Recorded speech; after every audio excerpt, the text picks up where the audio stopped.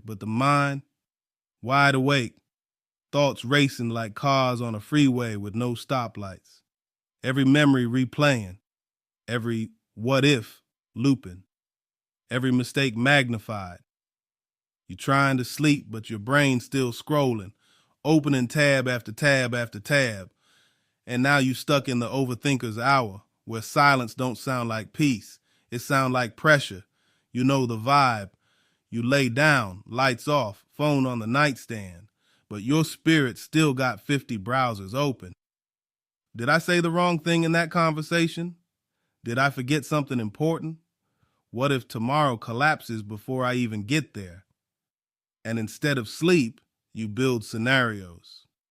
Instead of rest, you rehearse regrets. Midnight becomes mental warfare. But fam, let's be real. Peace don't wait for permission slips.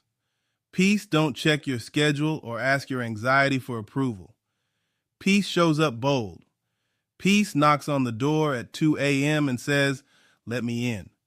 And the tragedy is, most of us don't open the door. We treat peace like a guest that got to earn its spot in the room when really peace already paid rent. Jesus signed the lease with his blood, which means you ain't waiting for peace to arrive. You just learning to accept what's already yours. The Overthinkers Hour exposes the lie that you got to fix everything before you can rest, that you got to earn stillness, that you got to solve every equation in your head before your soul qualifies for quiet. Nah, fam. Peace don't need your math. Peace don't need your permission. Peace don't wait for you to finish thinking through every outcome. Peace simply is. And the question ain't whether peace exists. The question is whether you gonna stop overthinking long enough to let it hold you.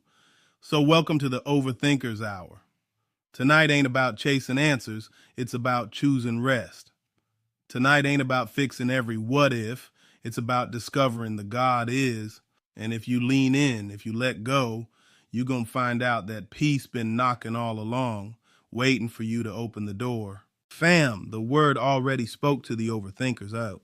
Philippians 4:6-7 says, "Do not be anxious about anything, but in every situation by prayer and petition with thanksgiving, present your requests to God.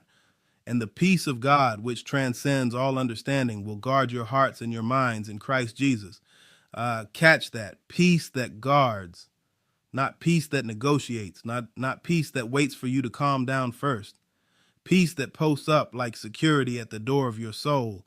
In Isaiah 26:3, it says, "You will keep in perfect peace those whose minds are steadfast because they trust in you." Which means peace don't come from over-planning, overthinking, or overworking. Peace comes from trust. The Hebrew there literally paints a picture of a mind leaned, rested, fixed on God. And in that posture, peace is not optional. It's promised.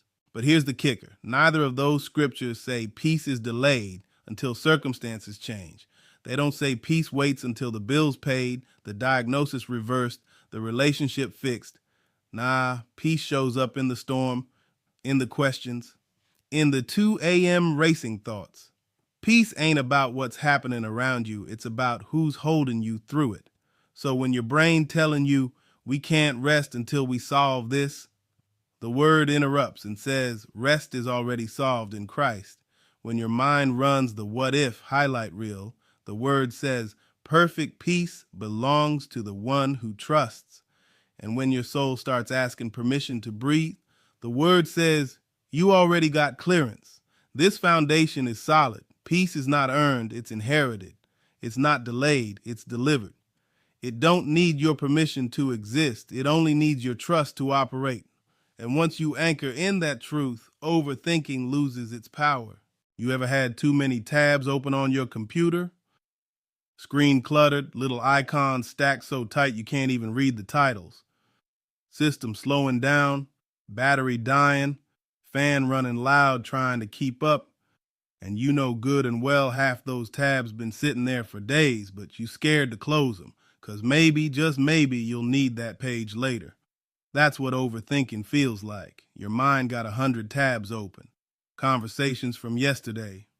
Worries about tomorrow. That one thing you said in 2017 that still replay like it just happened. Every scenario sitting there on the screen of your soul, draining your energy, crashing your system. And the wild part, none of those tabs bringing you peace. They just running in the background, stealing power from the present moment. But here's the truth, fam. You weren't built to run that many tabs. God designed your mind to function best when it's fixed on Him, not scattered in 100 directions. That's why Isaiah said, perfect peace for the mind stayed on you. Stayed, not scattered, stayed. Not scrolling through infinite what ifs. Peace ain't about closing every tab perfectly. It's about choosing one window, His presence. And overthinking tricks you. It makes you believe, if I just keep all these thoughts open, I'll stay safe. I won't forget. I won't get blindsided. But really, you not protecting yourself. You sabotaging yourself. Just like a computer crashing from overload, your spirit start freezing when you juggle too much. That's why Jesus said, come to me, all who are weary and burdened, and I will give you rest. Rest is like hitting close all tabs. You don't lose what matters. You just stop drowning in what doesn't. So maybe the problem ain't that you think too much. It's that you won't let go of thoughts that never served you in the first place. And the invitation of peace is simple. Close the tab. Trust God to keep what matters. Let Him refresh the page. Because the truth is, your soul runs smoother when you let Him manage the browser of your mind. You ever hit replay on a song so many times the melody starts sounding warped? At first it's your favorite track. You sing along, you catch every line, but play it 50 times in a row and suddenly it don't feel like music no more. It feel like noise. That's what overthinking does with your memories. It takes one scene, one mistake, one conversation, and runs it back till it don't even sound like truth anymore. You replay what you should have said, what you wish you did different. That awkward moment at work, that argument at home, that decision from 5 years ago. You loop it until guilt stretches it out of proportion, until shame turns one bad choice into your whole identity. And all of a sudden, your brain ain't just reliving the past, it's revising it, distorting it, poisoning your peace. But here's the thing, God already pressed stop. Psalm 103 verse 12 says, as far as the east is from the west, so far has He removed our transgressions from us. That means the track you keep replaying, heaven don't even got it in the playlist anymore, but your mind's still DJing guilt like it's the only record available. And until you surrender that loop, you'll keep mistaking noise for reality. Think about it like a courtroom. You already been acquitted. Judge slammed the gavel. Case dismissed. But you still sitting there rereading the charges over and over like the trial never ended. That's what overthinking does. It keeps you on trial for a case God already closed. And peace can't step in until you stop relitigating your own life. So maybe tonight the challenge ain't to erase the memory, it's to mute the loop. To believe that if God declared not guilty, you ain't required to replay the evidence anymore. Overthinking plays reruns, but peace premieres new episodes. And you'll never see what's next if you keep watching the same old tape. You ever sat staring at that little buffering wheel on your screen? The video stuck, spinning in circles, loading, but never playing. You jiggle the mouse, refresh the page, even restart the Wi-Fi, but the wheel just keeps going, round and round. Nothing moving forward, nothing playing out. That's exactly how overthinking feels at 2 a.m. Your mind got a wheel spinning, but no solution loading. You review the conversation. You plot out 10 possible outcomes. You imagine every what-if scenario like a movie script. But at the end, still stuck. Still sitting in the same bed, staring at the same ceiling, with no progress made. And now you're not only tired, you're frustrated. Like, why won't my brain just let it go? Here's the truth. The wheel spins because the system's trying to process more than it can handle. Same with your soul. You overloaded. You trying to carry outcomes you were never designed to control. And overthinking tricks you into believing that if you just spin it one more time, maybe the answer will finally load. But peace don't come from spinning. It comes from stopping, from handing the wheel to God and saying, Lord, you take it. Isaiah 55:8 reminds us, my thoughts are not your thoughts, neither are your ways my ways, declares the Lord. Which means some things ain't loading because they ain't yours to process. You sitting there spinning, but God already got the file downloaded. He already sees the ending. He already holds the answer. And until you trust that, your mind gonna keep running circles while your spirit runs on empty. So hear me, fam. The buffering wheel of your mind is optional. You don't have to keep watching it spin. Tonight, you got permission to hit exit full screen and walk away. You got the right to rest while God streams the outcome in his own timing. The Overthinkers Hour wants you stuck, but peace wants you still. And stillness is where the picture finally clears. Here's the thing about overthinking, fam. It don't just keep you awake, it keeps you chained. Overthinking is worry dressed up in logic. It makes you feel productive while you going nowhere. You convince yourself, if I just think harder, if I just play every scenario, maybe I'll find peace. But really, all you find is exhaustion. Overthinking drains you like leaving the lights on in a house nobody in. Power wasting, energy burning, but no progress being made. See, the lie of overthinking is control. It whispers, if you keep rehearsing, you can prevent disaster, DDD. If you keep analyzing, you can protect yourself from pain. But that's a trap. Jesus himself said in Matthew 6:27, can any one of you by worrying add a single hour to your life? Translation, you can't think your way into safety. You can't plan your way into peace. Peace is not the child of control. It's the gift of surrender. But overthinking don't stop easy, because our brains crave certainty. We want answers before outcomes. We want clarity before commitment. And when God don't hand us the blueprint, we panic. We fill the silence with our own theories, our own predictions, our own fears. And the more we try to cover every angle, the less covered we feel. That's why 2 a.m. feels like a war zone. Your mind trying to play God while your spirit starving for God. And fam, here's the raw truth. You can't worship and worry at the same time. You can't hold control in one hand and peace in the other. Something gotta drop. And most nights we drop peace. We let anxiety rule. We let control drive, and then we wonder why sleep don't come. It ain't just insomnia, it's idolatry. Idolatry of self, believing your mind got to do what only God can. So let's name it. Overthinking is not harmless, and it's poison. It steals your hours. It sabotages your health. It suffocates your faith. And until you see it as a thief, you gonna keep letting it squat in the house of your soul rent-free. But tonight, we gonna evict it.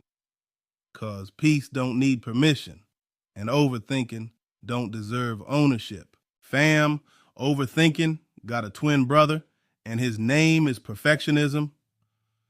The two run together like a tag team. Overthinking says, what if I fail? Perfectionism says, you not allowed to. Overthinking plays out worst case scenarios. Perfectionism tells you anything less than flawless ain't acceptable. And between the two, peace don't even get a seat at the table. Perfectionism whispers, don't move until you know it's right. Don't speak until you got the perfect words.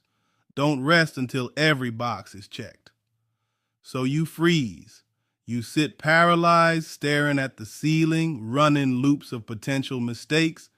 Instead of living, you rehearsing. Instead of acting, you analyzing. And you wonder why you can't breathe easy. You chained to an impossible standard your soul was never meant to carry. But here's the truth. God never asked for perfection. He asked for faith. Psalm 34:18 says, the Lord is close to the brokenhearted and saves those who are crushed in spirit. That don't sound like he waiting for perfect. That sound like he leaning into the imperfect, the messy, the ones who admit they don't got it all together, which means the very thing you try to hide, your flaws, is the thing that makes space for his presence. And perfectionism is sneaky. It disguises itself as responsibility. You tell yourself, I'm just trying to do it right.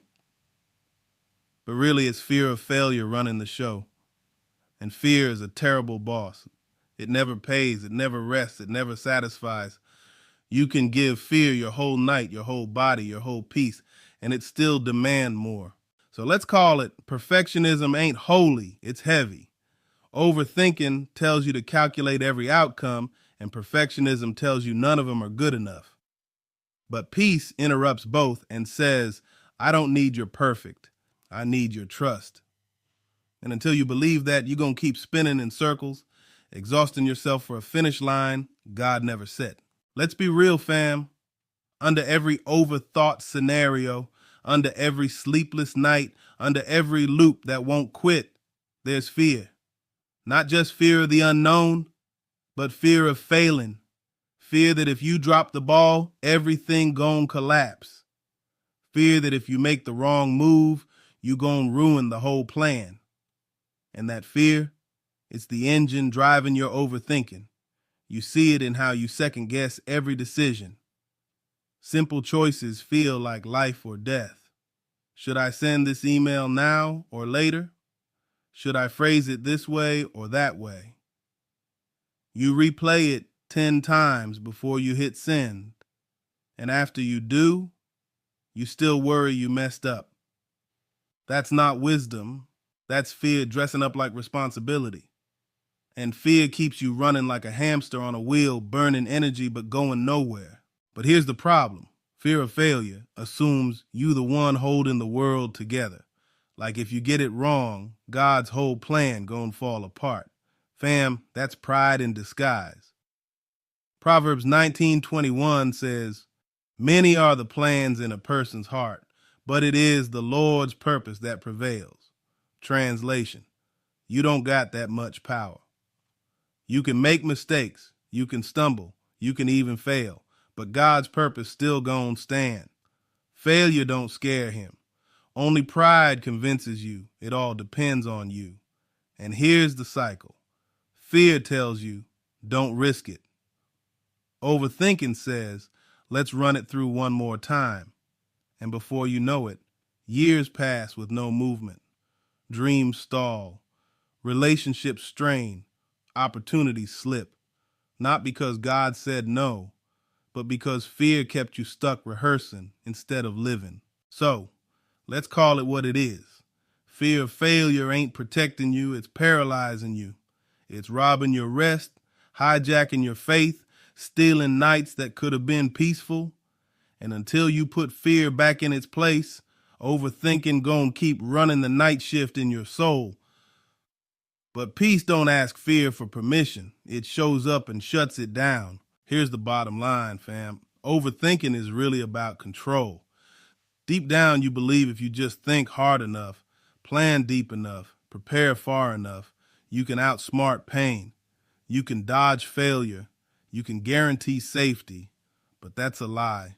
And worse, it's a heavy one.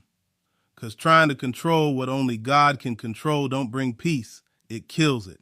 You see it when you map out every conversation before it happens.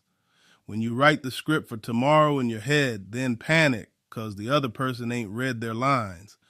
You try to choreograph life like a dance, but everybody else freestyling.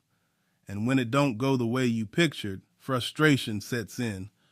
Not because God failed, but because your illusion of control cracked. That illusion is dangerous.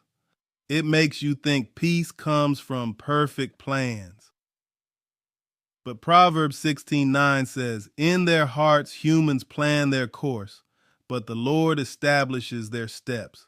Translation, your blueprint might look neat, but only God can actually build the house.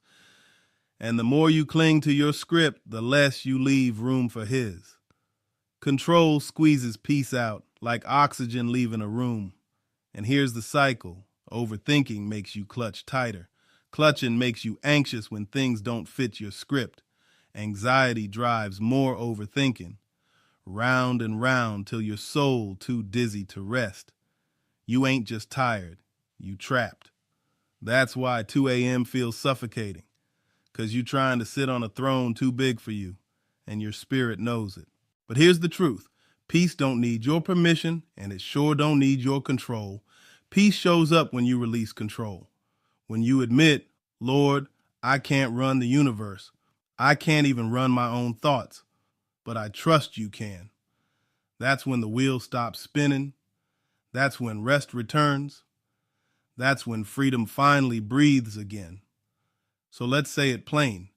Control is a thief, not a comfort. And until you let go of the illusion, peace gonna keep knocking on the door while you too busy guarding locks that never belong to you. Fam, here's the flip. Peace ain't earned, it's inherited. It don't show up once you've solved every equation in your head. It don't wait till the calendar clears or the storm dies down. Peace comes the moment you stop trying to manage what was never yours to carry. The moment you trade control for trust. The moment you realize God never asked you to fix it, he asked you to rest in him. See, anxiety says, work harder. Peace says, be still. Anxiety says, play out every scenario. Peace says, trust the author who already wrote the ending. Anxiety makes you feel like your approval is the ticket for rest. But peace kicks the door open and says, I'm here whether you invited me or not. That's why the word calls it the peace that passes understanding. It don't make sense. It don't follow your logic. It don't wait for your permission slip. It just shows up and guards your mind like a soldier at midnight. And here's the key. Peace don't mean the storm stopped. It means you stopped drowning in it. Peace don't mean the questions answered. It means the questions lost their power to torment. Peace don't mean you got clarity. It means you got covering. And once you let that sink in, you're going to realize the battle ain't in your circumstances. It's in your decision to rest. So tonight, let the turning point be this. Stop waiting for peace to knock. Open the door. Stop asking what if and start confessing God is. Peace ain't asking your thoughts for approval. It's asking your spirit to trust. And the moment you say yes, peace takes its rightful place. Not as a guest, but as family. Not as a visitor, but as a guard. Peace don't need permission, fam. It just needs your surrender. Here's what the word said, fam. Peace is not passive, it's protective. Philippians 4:7 didn't just call it peace, it called it a guard. Like a soldier on duty, posted up around your heart and your mind. Which means peace ain't some fragile vibe you hope lasts till morning. Peace is security detail, stand and watch when you too tired to keep fighting your thoughts. Picture it like this. Your mind a neighborhood. Overthinking is the burglar creeping down the block, checking every window, jiggling every door. But peace is the guard at the gate, arms folded, eyes sharp, authority in his stance. When anxiety tries to sneak in, peace says, not tonight. When fear shows up knocking, peace steps forward and blocks the way. You don't beg peace to protect you. It's already on assignment. You just gotta let it do its job. And here's the beauty. You ain't the one hiring peace. God himself sent it.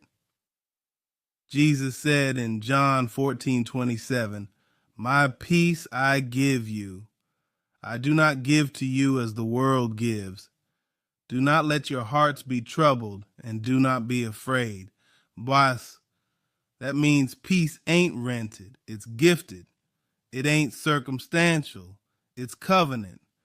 And the peace he gives is strong enough to outlast the storm and stand guard when your own strength run out. So flip how you see it.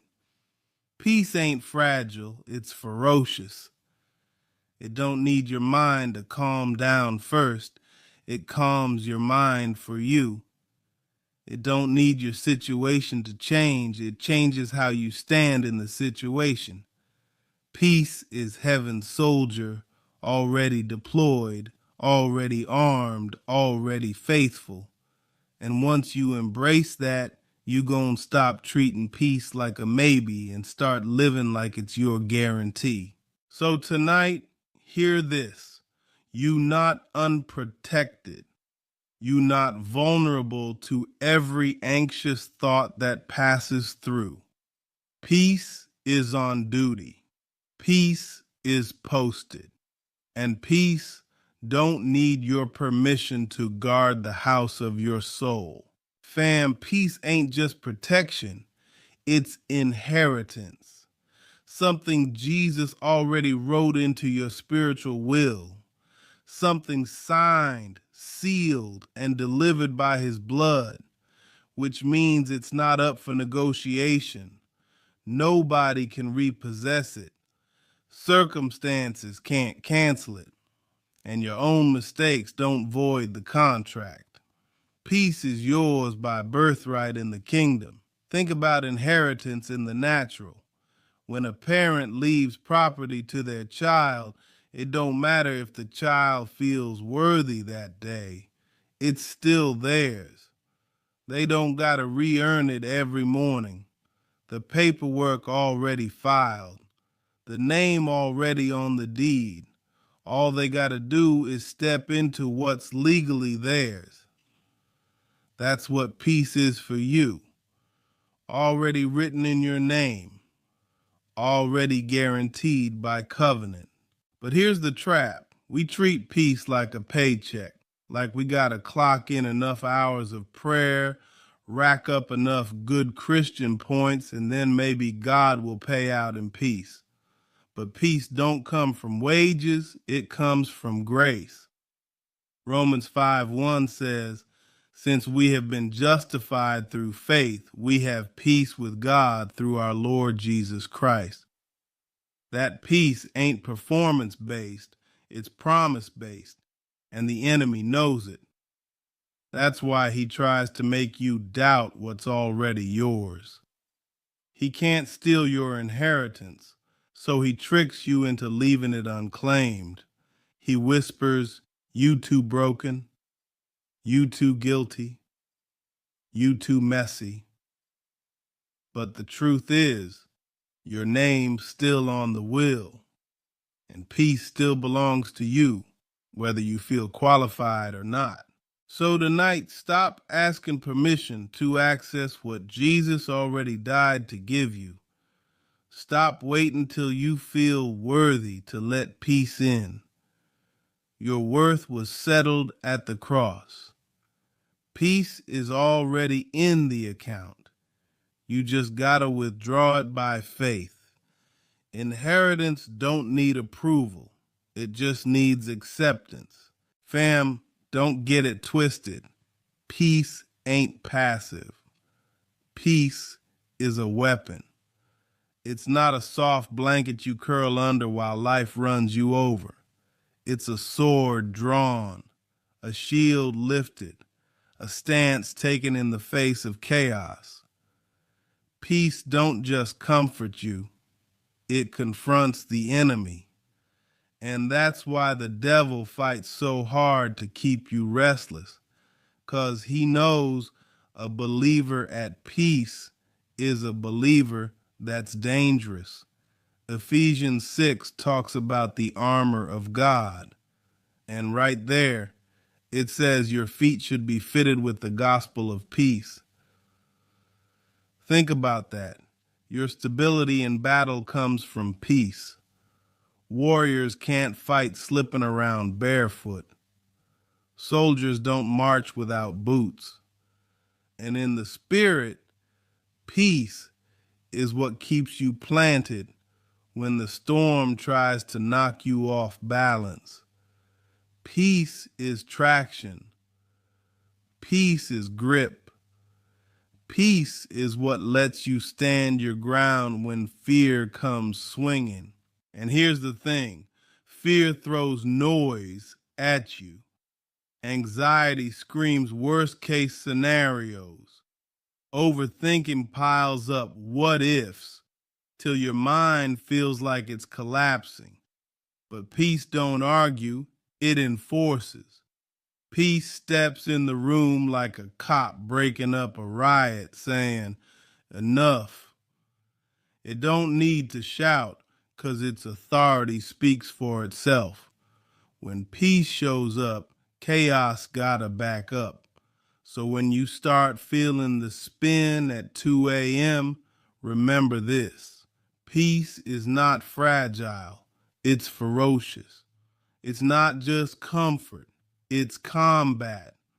And every time you choose to rest, every time you breathe deep and whisper his name, every time you refuse to let fear run unchecked, you're not just calming down, you fighting back, you using the weapon Jesus placed in your hand.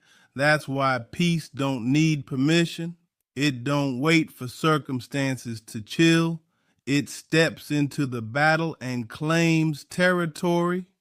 And the more you learn to wield it, the less ground the enemy gets to steal from your soul. Here's the last piece of the remix. Fam, peace ain't a prize you win, it's a gift you unwrap. A gift don't need to be earned. A gift don't show up with conditions. A gift is handed over free of charge with your name on it. And Jesus said plain in John 14:27, peace I leave with you, my peace I give you. I do not give to you as the world gives. That means his peace ain't temporary, ain't fragile, ain't conditional. It's eternal, it's steady, and it's yours. But here's where we mess up.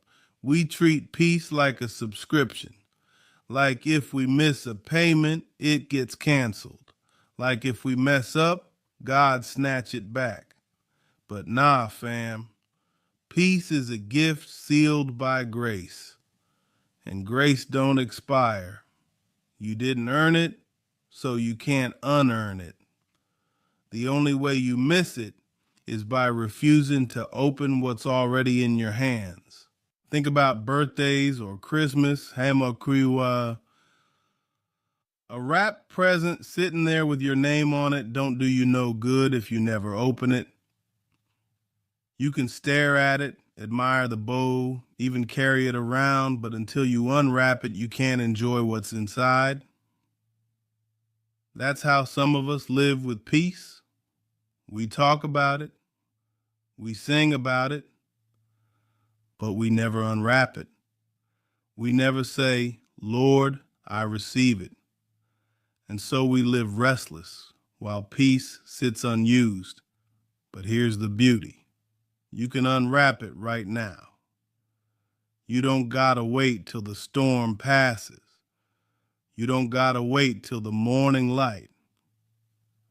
At 2 a.m., in the thick of the Overthinkers Hour, you can whisper, Lord, I receive your peace. And instantly, the gift starts working, not because you earned it, but because he gave it.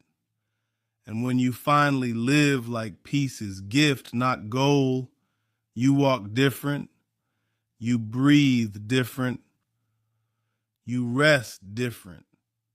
So tonight, stop treating peace like a reward for good behavior, Matt. Start receiving it as the gift it already is. Unwrap it, embrace it, live it. Because peace don't need your permission, it only needs your yes. Let's take it to Luke 10, fam. Jesus slid through the village and came to Martha and Mary's house. Martha busy, hustling in the kitchen, making sure everything on point. She's stressing about the menu, the plates, the details, heart racing, hands moving, thoughts spinning. Mary, she's sitting still right at Jesus' feet, No apron, no anxiety, no checklist, just resting in his presence. And Martha, frustrated, comes to Jesus like, Lord, don't you care that my sister left me to do the work by myself? Tell her to help me. And what does Jesus say? Martha, Martha, you are worried and upset about many things, but few things are needed, or indeed only one. Mary has chosen what is better, and it will not be taken away from her. Catch it? Martha's busyness looked responsible, but it robbed her peace. Mary's stillness looked unproductive, but it positioned her for blessing. Martha was overthinking the details. Mary was over resting in the presence. And Jesus made it clear. Peace don't need permission from productivity. It don't need your to-do list to be complete. It don't wait till the kitchen clean or the house perfect. Peace shows up wherever Jesus is welcomed. And here's the raw lesson. Martha thought peace came from control, but Mary knew peace came from surrender. Martha was waiting for her tasks to end before she could breathe. Mary breathed first, trusted Jesus first, sat down first, and in that posture she received what Martha missed. So, which one are you tonight? The one stressing in the kitchen of your mind, trying to juggle every task, every worry, every outcome? Or the one sitting still, choosing presence over performance? Jesus already told us which is better. Peace is not earned in your hustle. It's chosen in your stillness. And once you choose it, he promised it won't be taken away. All right, fam, here's the challenge. Be Mary in a Martha world. Tonight, before you lay back down, ask yourself, what's driving me right now, presence or performance? If it's performance, you're going to stay stuck in the kitchen of your thoughts, trying to get every dish perfect. But if it's presence, you're going to find yourself sitting at his feet, choosing the one thing that actually matters. First move, set the chair, literally. Find one spot in your room, maybe a corner, maybe next to your bed, and make it your Mary chair. Not a place for scrolling, not a place for stressing, just a place to sit and breathe and whisper his name. You don't need a whole hour. 2 minutes in that chair, focused on him, can shift your whole night. That physical space will remind you, peace don't wait on me to finish the checklist. Peace is here. Second move, drop one plate. Martha was spinning too many at once, and that's what broke her peace. So tonight, name one thought, one worry, one task you're going to lay down instead of juggling. Write it on paper if you have to, then fold it and set it aside. That's your symbolic plate drop. You letting it fall so you can keep your eyes on Jesus instead of trying to balance everything yourself. Third move, whisper the choice. Just like Mary chose presence, you got to say it out loud. Whisper, I choose peace tonight. I choose Jesus tonight. Your words matter. Your spirit listens to your voice. And when you declare it, you remind your own soul who's really in charge. Fam, peace don't wait till the house of your life spotless. It walks in the middle of the mess and sits down next to you. And if you dare to stop spinning plates long enough to sit with him, you're going to realize Martha's burden ain't yours to carry. You free to rest. You free to choose better. You free to let peace in. Here's another move, fam. Write the what ifs down, then hand them over. Overthinking thrives on loops. Your brain keeping the same scenarios running like a treadmill, burning energy but going nowhere. So the way to break the loop, take it out your head and put it on paper. Grab a notebook or even the notes app on your phone. Write every what if that's running circles in your mind. Don't edit it. Don't polish it. Just dump it. What if I lose this job? What if the bill don't get paid? What if they don't forgive me? What if tomorrow blows up? Put it all down raw. Then when you finish, pray over the list and say, Lord, these are yours now. That simple transfer from mind to paper to prayer breaks the cycle of rehearsing what you were never meant to control. Second part, trade the what if for the even if. What if I fail turns into even if I fail, God's still faithful. What if they leave turns into even if they do, God never will. That shift ain't small. It's spiritual warfare. Because the enemy loves to trap you in possibilities, but peace lives in promises. And promises always outweigh possibilities. Third part, close the book. After you pray, literally close the notebook or lock your phone and set it aside.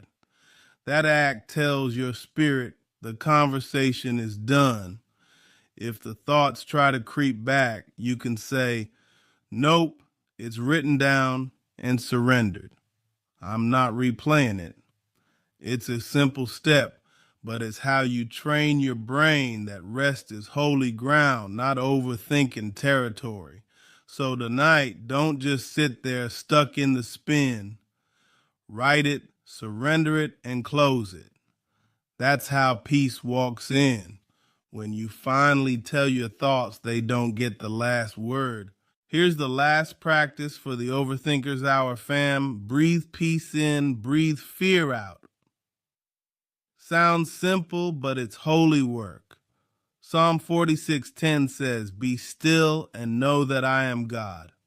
Not hustle harder, not figure it all out. Be still. And one of the easiest ways to step into stillness is through your breath. Here's how. Lay back, close your eyes, and take a slow inhale. As you breathe in, whisper, the Lord is my peace. Hold it. Let it settle. Then exhale slow, whispering, I release every fear.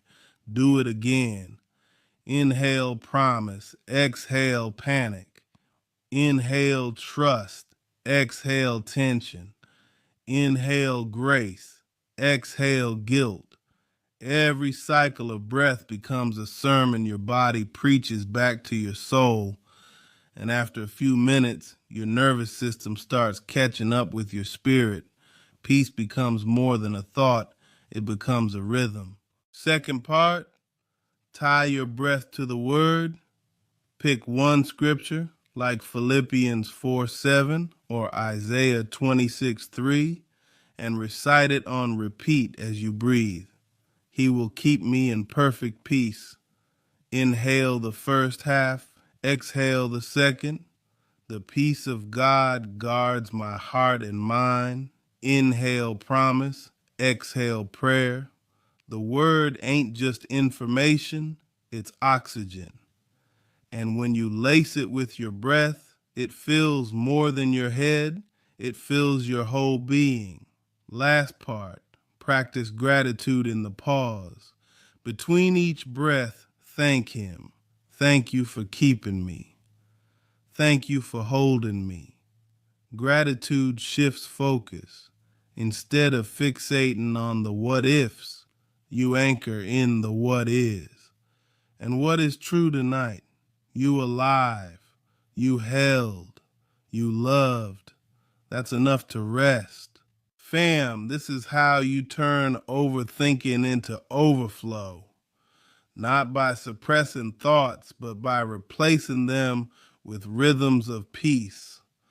Every breath becomes resistance against chaos, and every exhale becomes worship. Peace don't ask permission. It enters when you finally let yourself breathe. Fam, here's the charge for this Overthinkers Hour. Choose peace on purpose. Don't wait till the storm calms. Don't wait till the anxiety leaves on its own. Don't wait till you figured everything out. Peace ain't passive, it's chosen. And every time you choose it, you remind hell that worry don't get the final word. This is what I need you to declare in the dark. I don't need permission to rest. Not from my boss, not from my schedule, not from my past mistakes, not from tomorrow's uncertainties. Peace is my inheritance, my gift, my weapon, my guard, and I choose to unwrap it right here, right now, in the middle of 2 a.m. Lift your head, fam. You ain't weak for needing rest. You ain't lazy for laying it down. You ain't broken just because your thoughts ran wild. You're human and you're his. And his promise don't change just because your brain won't quit. He said, "Come to me, all who are weary and burdened, and I will give you rest." Not maybe, not when you get it together. He said, "I will." And if he said it, it's sealed. So tonight, don't beg for peace, own it. Don't wait for peace to ask your thoughts for clearance. Let it flood your room like a wave. Don't measure peace by what you see. Measure it by who holds you. And the one holding you, don't let go. Fam, you survived the Overthinkers Hour, not by outthinking it, but by choosing peace in spite of it. And that choice, that's victory.